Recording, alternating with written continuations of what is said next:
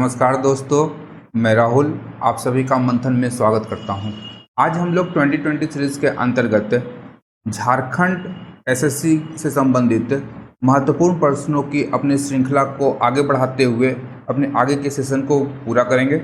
आज के इस सेशन के अंतर्गत हम लोग झारखंड से संबंधित कुल 30 प्रश्नों को देखेंगे जो पूर्व में विभिन्न प्रतियोगी परीक्षाओं में पूछे गए हैं। तो आइए शुरू करते हैं आज का सेशन। तो आज का हमारा पहला प्रश्न है, 2000 में राज्य बनने के बाद झारखंड के 6 मुख्यमंत्री में से उनमें से कितने भारतीय जनता पार्टी के थे या भाजपा के वो मुख्यमंत्री बने थे? ऑप्शन है 2 व्यक्ति, 3 व्यक्ति, 4 व्यक्ति या 5 व्यक्ति। इस प्रश्न का सही उत्तर होगा ऑप्शन बी। 2000 में राज्य बनने के उपरांत भारतीय जनता पार्टी के कुल 3 विधायक जो थे क्या थे? झारखंड के मुख्यमंत्री बने थे, जिनमें प्रथम मुख्यमंत्री बाबूलाल मरांडी प्रथम मुख्यमंत्री, उसके पश्चात अर्जुन मुंडा और तीसरे थे रघुवर दास। ये 3 झारखंड के मुख्यमंत्री जो थे ये भारतीय जनता पार्टी से संबंधित थे। अगला प्रश्न है, झारखंड के पहले मुख्यमंत्री बाबूलाल मरांडी किस राजनीतिक दल के थे? यदि हम लोग देखें प्रारंभ में वो भारतीय जनता पार्टी से जुड़े हुए थे, इसलिए इस प्रश्न का उत्तर ऑप्शन ए हो जाएगा। अगला प्रश्न है, झारखंड में कितनी विधानसभा सीटें हैं? यहाँ ऑप्शन है option A 70, option B 60, option C 72, option D 80। तो यहाँ यदि हम लोग ध्यान से या गौर से देखें तो इन चारों ऑप्शन में से कोई भी ऑप्शन हमारा सही नहीं दिया गया है। झारखंड में विधानसभा की सीटों की संख्या है 81। ध्यान रखिएगा, झारखंड में कुल 81 विधानसभा सीटें हैं। इसके अतिरिक्त एक सीट क्या होती थी? पूर्व में 2000 के पहले एक सीट में हमारा मनोनीत सदस्य, जिसका मनोनयन राज्यपाल के द्वारा किया जाता था। 2000 के पूर्व राज्यपाल के द्वारा एक विधायक राज्य की विधानसभा में मनोनीत किए जाते थे। अब यह समाप्त हो गया है।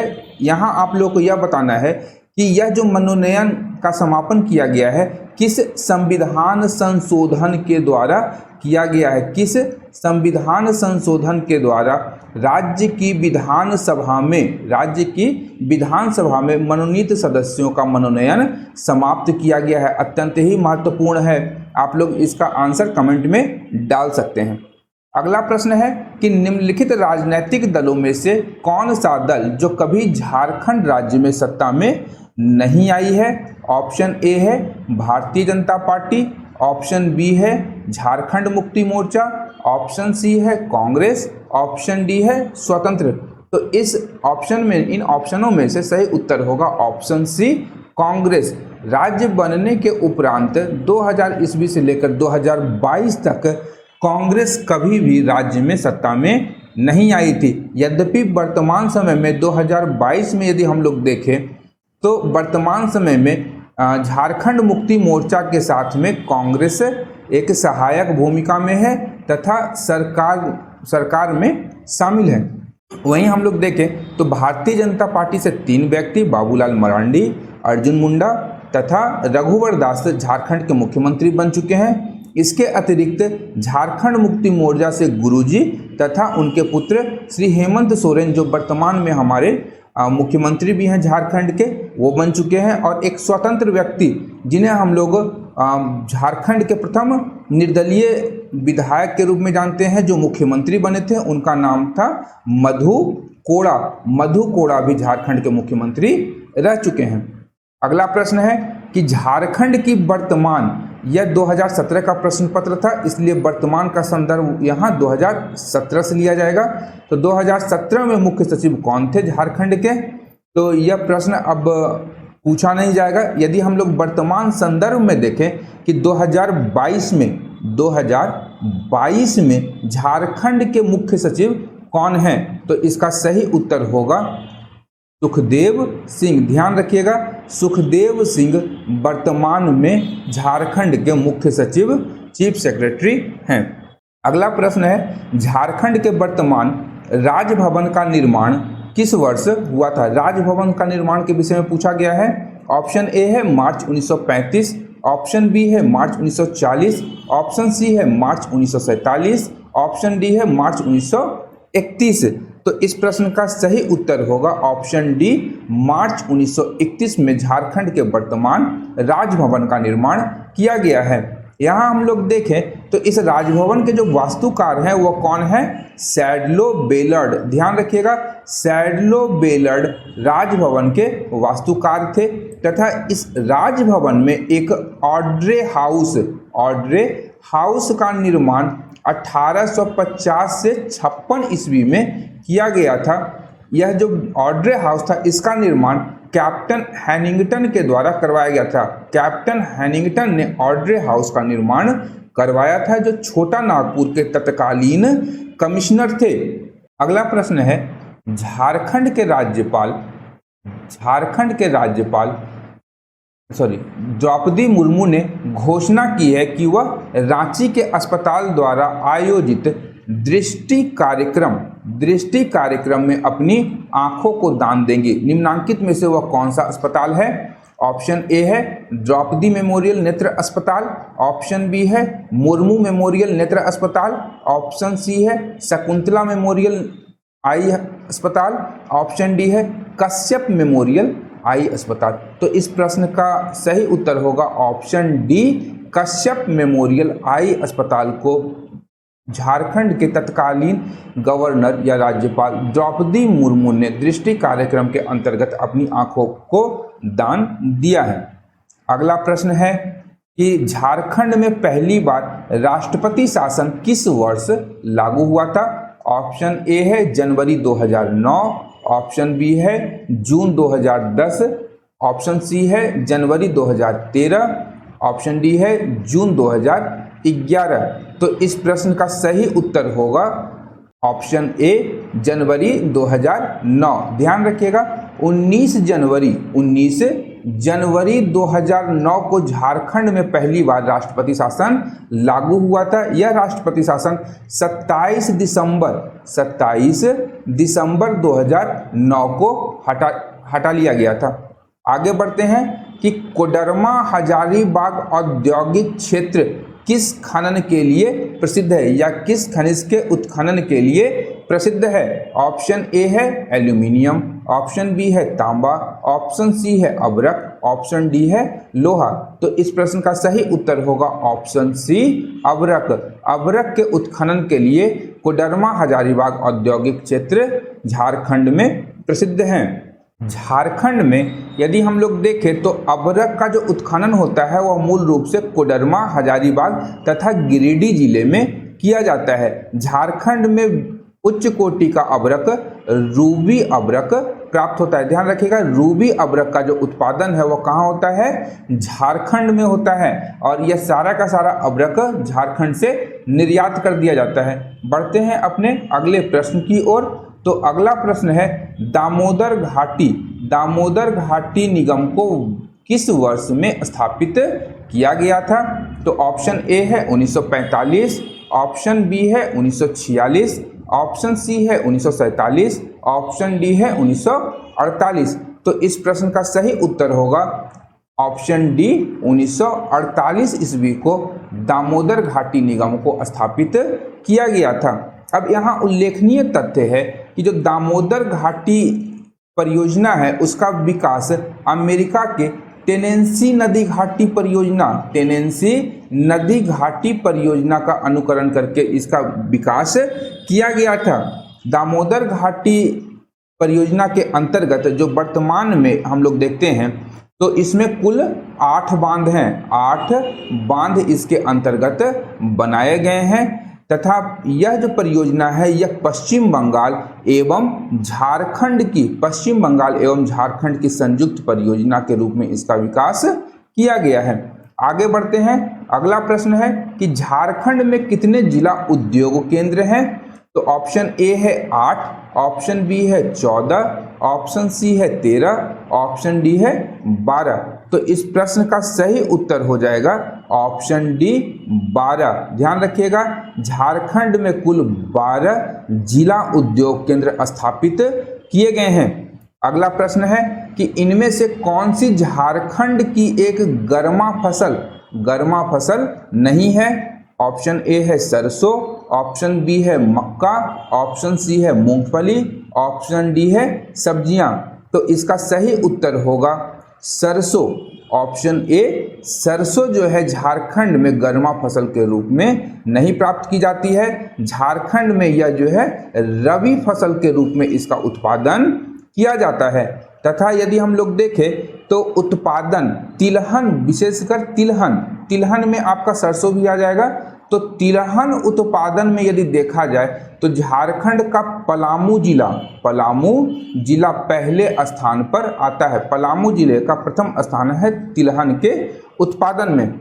आगे बढ़ते हैं तो अगला प्रश्न है, जमशेदपुर में पहली आयरन एंड स्टील उद्योग कब स्थापित हुआ था। ऑप्शन ए है 1907, ऑप्शन बी है 1900, ऑप्शन सी है 1920, ऑप्शन डी है 1925। तो इस प्रश्न का सही उत्तर होगा ऑप्शन ए 1907। 1907 में जमशेदपुर या आपका सिंहभूम में जमशेदजी टाटा के द्वारा 1907 ईस्वी में टाटा आयरन एंड स्टील उद्योग की स्थापना की गई थी। जमशेदपुर स्थित कहाँ है तो स्वर्ण रेखा, ध्यान रखिएगा, स्वर्ण रेखा तथा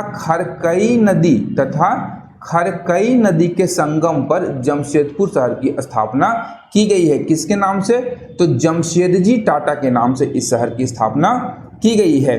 तथा यह जो स्थान है, यह स्थान का नाम था साकची गांव में जमशेदपुर शहर की स्थापना की गई है। अगला प्रश्न है कि भारत का कौन सा राज्य कोयला संसाधनों मतलब 27% में प्रथम स्थान रखता है। यहाँ पर पूछा गया है आपका संचित भंडार, कौन से राज्य में भारत का कोयले का सर्वाधिक संचित भंडार है और वो लगभग कितना है 27%। तो ऑप्शंस हैं आपके, ऑप्शन ए है झारखंड, ऑप्शन बी है उत्तराखंड, ऑप्शन सी है छत्तीसगढ़, ऑप्शन डी है बिहार। तो इस प्रश्न का सही उत्तर हो जाएगा ऑप्शन ए झारखंड। झारखंड में भारत का सर्वाधिक संचित भंडार है कोयले का। और वर्तमान समय में यदि हम लोग देखें तो झारखंड में कोयले का जो कुल उत्पादन है वह लगभग कितना होता है, भारत के कुल उत्पादन का 33.4%। तथा वर्तमान में यहाँ पर मुख्य रूप से बिटुमिनस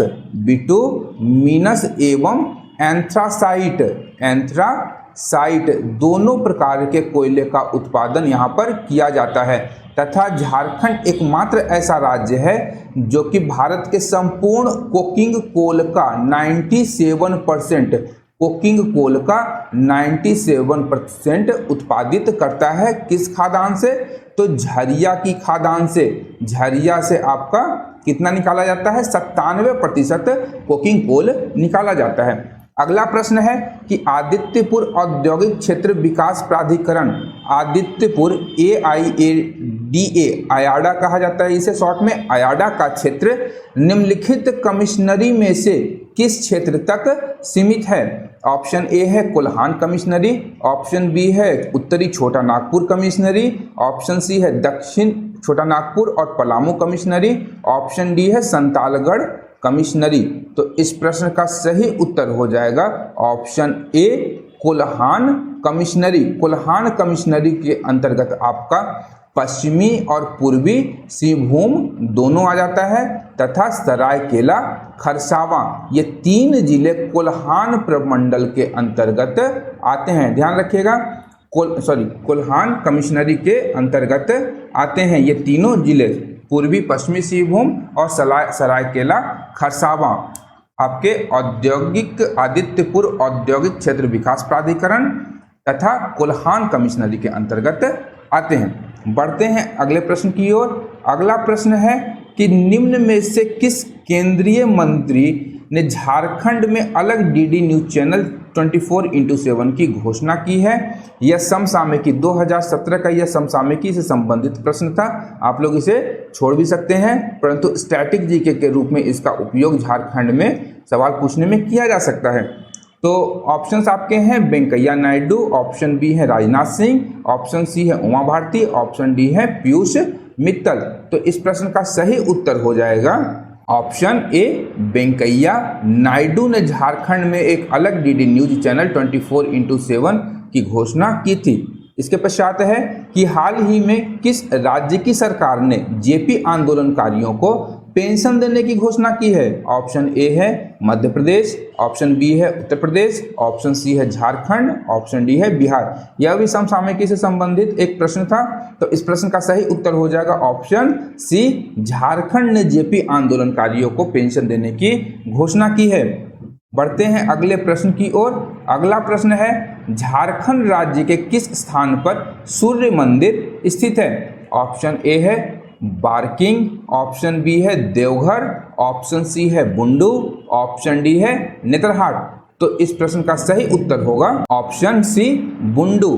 रांची के बुंडू में एक सूर्य मंदिर का निर्माण किया गया है जो रांची टाटा मार्ग, ध्यान रखिएगा, जो रांची टाटा मार्ग पर स्थित है। रांची टाटा मार्ग पर यह सूर्य मंदिर का निर्माण किया गया है, जिसकी आकृति कैसी है, रथ के समान।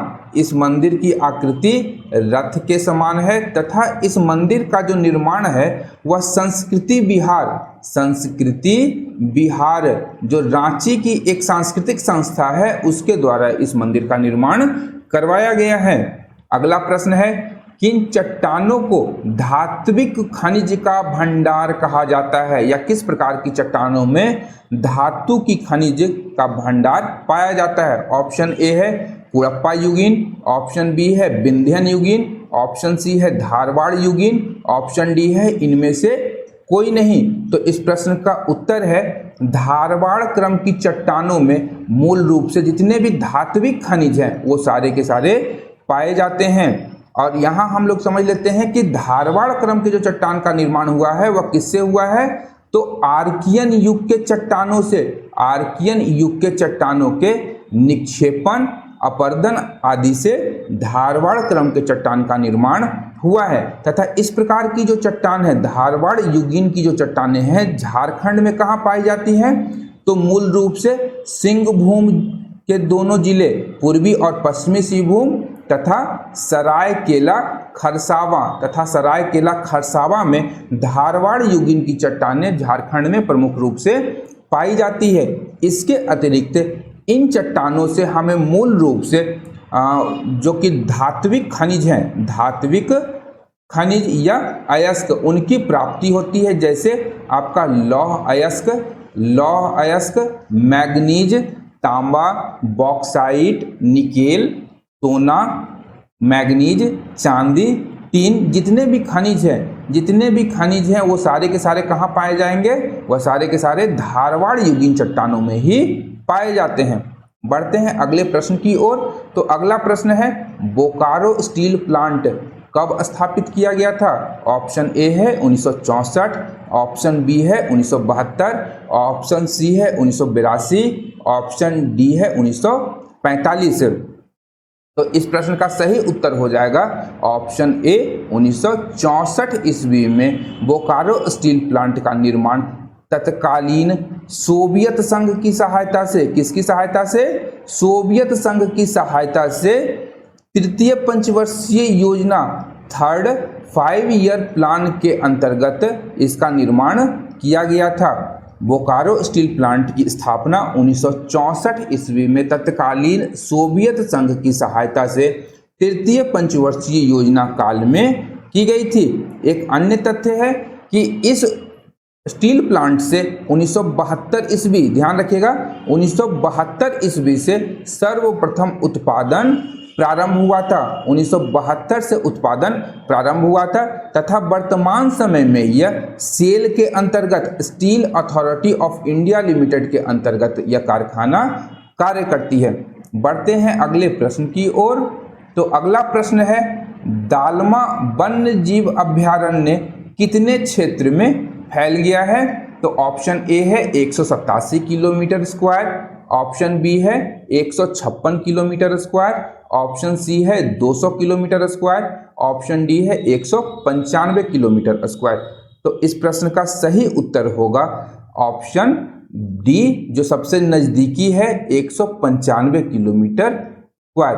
तो यदि हम लोग वर्तमान समय में देखें तो दालमा वन्य जीव अभ्यारण्य कहाँ स्थित है, तो यह पूर्वी सिंहभूम, ध्यान रखिएगा, दालमा वन्य जीव अभ्यारण्य पूर्वी सिंहभूम एवं सरायकेला खरसावां में स्थित है। ध्यान रखिएगा, सरायकेला खरसावां और पूर्वी सिंहभूम में हमारा क्या है, दालमा वन्य जीव अभ्यारण्य फैला हुआ है। इसका जो कुल क्षेत्रफल है वह 193.22 स्क्वायर किलोमीटर है। ध्यान रखिएगा, यह भी 193.22 स्क्वायर किलोमीटर में यह अभ्यारण्य फैला हुआ है। इस अभ्यारण्य की जो स्थापना हुई थी वह कब हुई थी, 1976 में। 1976 में इसकी स्थापना हुई थी और यहाँ पर हाथी परियोजना चलाई जा रही है तथा भारत का यह पहला गज अभ्यारण्य या हाथी रिजर्व के रूप में जाना जाता है, जिसकी स्थापना 2001 ईस्वी में केंद्रीय सरकार की अधिसूचना के द्वारा की गई थी। अगला प्रश्न है, हुंडरू जलप्रपात से कौन सी नदी गिरती है? हुंडरू जलप्रपात से कौन सी नदी गिरती है? तो ऑप्शन ए है गंगा नदी, ऑप्शन बी है यमुना नदी, ऑप्शन सी है स्वर्ण रेखा नदी, ऑप्शन डी है कोयल नदी। तो इस प्रश्न का सही उत्तर होगा हुंडरू फॉल्स से ऑप्शन सी, स्वर्ण रेखा नदी गिरती है। स्वर्ण रेखा नदी कहाँ से गिरती है? तो हुंडरू फॉल से। हुंडरू फॉल कहाँ स्थित है? तो रांची के अनगढ़ा प्रखंड में हुंडरू फॉल स्थित है। रांची के अनगढ़ा प्रखंड में हुंडरू फॉल स्थित है। इस फॉल की जो ऊंचाई है 243 फीट या 98 मीटर इसकी ऊंचाई है तथा झारखंड का यह दूसरा सबसे ऊंचा जलप्रपात है। दूसरा सबसे ऊंचा जलप्रपात या वाटरफॉल है। आपको बताना है झारखंड का सबसे ऊंचा जलप्रपात या वाटरफॉल कौन सा है। बढ़ते हैं अगले प्रश्न की ओर। अगला प्रश्न है, 1991 में बोकारो जिला की स्थापना झारखंड के किन जिलों में से की गई थी? ऑप्शन ए है गिरिडीह और रांची, ऑप्शन बी है धनबाद और गिरिडीह, ऑप्शन सी है बोकारो और रांची, ऑप्शन डी है सुमेरु और जमशेदपुर। तो इस प्रश्न का सही उत्तर हो जाएगा कि धनबाद और गिरिडीह जिले के विभिन्न प्रखंडों को काट करके क्या किया गया था, 1991 में बोकारो जिला का निर्माण किया गया था। तो आपका ऑप्शन बी यहाँ पर सही होगा। यदि हम लोग देखें तो बोकारो जिला की जो स्थापना है वो कब की गई थी? तो 31 मार्च 1931 ईस्वी को इसकी स्थापना की गई थी तथा इसका कुल क्षेत्रफल 2883 किलोमीटर है। 2883 किलोमीटर बोकारो जिला का कुल क्षेत्रफल है। अगला प्रश्न है, संथाल के संस्थापक पिता कौन है? और अत्यंत ही महत्वपूर्ण प्रश्न है, ध्यान रखिएगा। संथालों के संस्थापक पिता कौन है? ऑप्शन ए है बिरसा मुंडा, ऑप्शन बी है महेंद्र सिंह टिकैत, ऑप्शन सी है करिया मुंडा, ऑप्शन डी है लुगुबुरु। तो यहाँ इस प्रश्न का सही उत्तर हो जाएगा ऑप्शन डी लुगुबुरु। लुगुबुरु को संथाल के संस्थापक पिता माना गया है और इन्हें संथालों के आदि गुरु की भी संज्ञा दी जाती है। संथालों के आदि गुरु की संख्या किनको दी जाती है? लुगुबुरु को। इन्होंने कार्य किया, किस प्रकार का कार्य किया था? तो ध्यान रखिए 3000 वर्ष पूर्व इन्होंने मांझी परगना जो संथालों की क्या है शासन व्यवस्था है, उसके लिए एक कार्यशाला का आयोजन किया तथा सामाजिक व्यवस्था हेतु इन्होंने नियम कानून का निर्माण किया था। इसीलिए संथालों के जो संस्थापक पिता हैं किनको माना गया है? लुगुबुरु। अब यहाँ एक प्रश्न है, यदि आप लोगों ने जेएसएससी के लिए खोरठा साहित्य पढ़ रहे हैं, जीएसएससी के लिए खोरठा साहित्य यदि आप लोग पढ़ रहे हैं तो खोरठा साहित्य के किस कहानी, उपन्यास या लेख में लुगु बुरु का संदर्भ और उल्लेख आता है? कमेंट करके आप लोग आंसर दे सकते हैं। अगला प्रश्न है, झारखंड का कौन सा जिला एमसीसी नामक उग्रवादी प्रतिबंधित नक्सली संगठन माओवादी कम्युनिस्ट सेंटर जिसे हम लोग कहते हैं द्वारा उग्रवाद की हिंसा का एक बहुत गंभीर दौर से गुजर रहा है? ऑप्शन ए है बोकारो, ऑप्शन बी है चतरा, ऑप्शन सी है लातेहार, ऑप्शन डी है रांची। तो इस प्रश्न का सही उत्तर होगा ऑप्शन बी चतरा। चतरा जो है एमसीसी के उग्रवाद की हिंसा का एक वहाँ से एक बहुत ही गंभीर दौर से यह गुजर रहा है। तथा यदि हम लोग देखें तो चतरा जिला को नक्सलियों की राजधानी भी कहा जाता है। नक्सलियों की राजधानी किसे कहा गया है? चतरा को। बढ़ते हैं अगले प्रश्न की ओर। तो अगला प्रश्न है, बैद्यनाथ धाम मंदिर झारखंड के किस निम्नलिखित शहरों में से कहाँ स्थित है? तो ऑप्शन ए है बोकारो, ऑप्शन बी है चतरा, ऑप्शन सी है लातेहार, ऑप्शन डी है देवघर। तो इस प्रश्न का सही उत्तर होगा ऑप्शन डी देवघर। बैद्यनाथ धाम मंदिर झारखंड में कहाँ है? देवघर में स्थित है, ध्यान रखिएगा।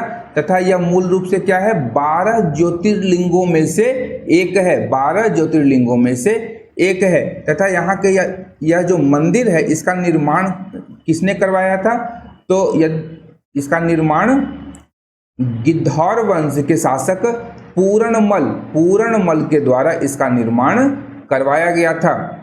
अगला प्रश्न है कि धनबाद एक अलग जिले के तौर पर कब बना था? ऑप्शन ए है 1967, ऑप्शन बी है 1957, ऑप्शन सी है 1956, ऑप्शन डी है 1980।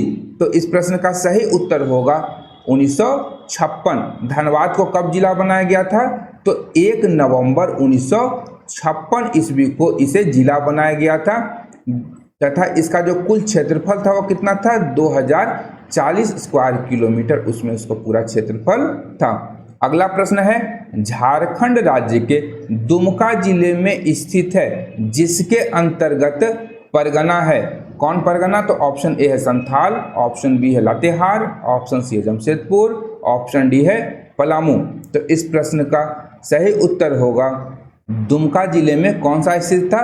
तो संथाल परगना। ध्यान रखिएगा ये प्रश्न जो था संबंधित था आपका 1855-56 के संथाल विद्रोह से तथा उसी समय संथाल विद्रोह के पश्चात संथाल क्षेत्र को एक पृथक नॉन रेगुलेशन जिला बनाया गया था जिसे संथाल परगना का नाम दिया गया था। संथाल परगना का उस समय नाम दिया गया था। बढ़ते हैं अगले प्रश्न की ओर। तो अगला प्रश्न है, औद्योगिक विकास और खनन तथा उत्खनन की दृष्टि से झारखंड में किस जिले का प्रमुख स्थान है? ऑप्शन ए है पूर्वी सिंहभूम, ऑप्शन बी है रांची, ऑप्शन सी है जमशेदपुर, ऑप्शन डी है लातेहार। तो इस प्रश्न का सही उत्तर होगा ऑप्शन ए पूर्वी सिंहभूम औद्योगिक विकास और खनन तथा उत्खनन के दृष्टिकोण से झारखंड में प्रमुख स्थान है। तो पूर्वी सिंहभूम का यह स्थान हो जाता है। यहाँ यदि हम लोग देखें पूर्वी सिंहभूम में तो मूल रूप से हम लोग लौह अयस्क आपका मैग्नीज यूरेनियम जादूगोड़ा ध्यान रखिएगा, टंगस्टन तथा अन्य खनिज संसाधनों का खनन तथा उत्खनन करते हैं। तथा पूर्वी सिंहभूम में ही आपका क्या है? जमशेदपुर शहर स्थित है। जमशेदपुर शहर स्थित है पूर्वी सिंहभूम में। अगला प्रश्न है, स्वर्ण रेखा नदी किस दिशा से किस दिशा की ओर बहती है? ऑप्शन ए है दक्षिण पश्चिम दिशा से पश्चिम की ओर, ऑप्शन बी है पूर्व से पश्चिम की ओर, उत्तर से पश्चिम की ओर और पश्चिम से दक्षिण पूर्व की ओर। तो इस प्रश्न का सही उत्तर होगा ऑप्शन डी पश्चिम दिशा से दक्षिण पूर्व दिशा की ओर स्वर्ण रेखा प्रवाहित होती है। यदि हम लोग मैप पर देखें स्वर्ण रेखा नदी का उद्गम तो कुछ इस प्रकार से हमें दिखाई देगा, ध्यान रखिएगा। तो ये हो जाएगा आपका ईस्ट, ये हो जाएगा वेस्ट। छोटा नागपुर के पठार से रांची के नगरी गांव से क्या निकलती है, आपकी स्वर्ण रेखा नदी, तथा इसका जो मुहाना है वो कहाँ है, यह चली जाती है स्वतंत्र रूप से बंगाल की खाड़ी बे ऑफ बंगाल में गिर जाती है, ध्यान रखिएगा। और इसका जो अपवाद क्षेत्र है वह रांची जिला, पूर्वी सरायकेला खरसावा और पूर्वी सिंहभूम से होते हुए यह झारखंड पूर्वी सिंहभूम को क्रॉस करके यह उड़ीसा में प्रवेश करती है और अंत में बंगाल की खाड़ी में समाहित हो जाती है, ध्यान रखिएगा। तो पश्चिम से दक्षिण पूर्व की ओर। तो आज का हमारे जो 2020 का सेशन था वह यहीं पर समाप्त होता है। हम लोग फिर से अगले नेक्स्ट वीडियो में कुछ नए प्रश्नों के साथ मिलेंगे। यदि आप लोगों को मेरा यह प्रयास पसंद आ रहा है तो मेरे इस चैनल को लाइक, शेयर तथा सब्सक्राइब करना बिल्कुल भी ना भूलें। अंत तक देखने के लिए धन्यवाद। देखते रहिए मंथन क्लासेस।